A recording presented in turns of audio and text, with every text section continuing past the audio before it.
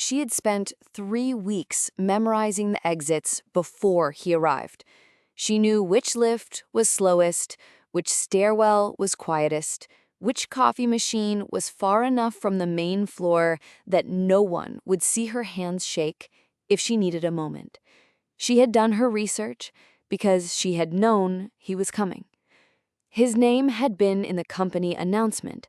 She had read it 4 times, waiting for it to change. It did not change. His name was Daniel Voss. He was the new head of strategy.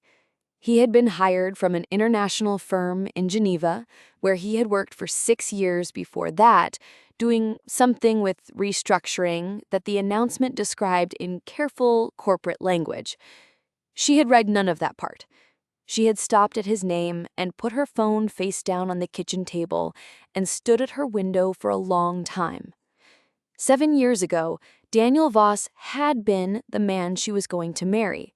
She had been dressed and ready at 10 in the morning, and the car had come and her father had walked her down the aisle of a small church in the Cotswolds, and she had waited at the altar for 47 minutes before the officiant put one hand on her arm and said something in a low voice that she had not fully heard. He had gone. No note, no call, nothing. She had rebuilt herself carefully and completely. New city, new career, a flat she had chosen alone and furnished slowly and loved genuinely. A life that fit her. And then his name had appeared in a company announcement. He started on a Monday. She did not look at him directly for the first 2 weeks. She was professional and composed, and she did not think about the way he had looked at her across the conference table on his first day, as if he had been waiting for her to look back. She did not give him that.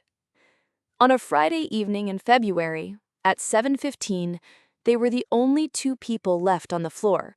The cleaners had not yet arrived. The offices were empty and quiet, and the city lights were beginning to blur in the February rain. She was at her desk.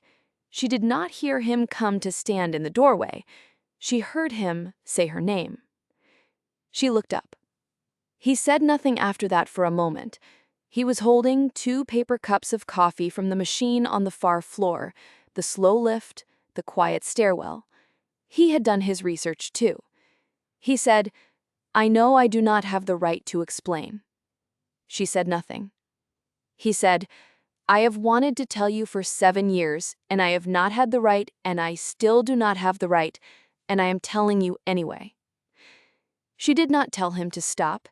He crossed the office and set one of the cups on her desk and sat down in the chair across from her and said the thing he had not said for 7 years. She listened. When he finished, she was quiet for a long time.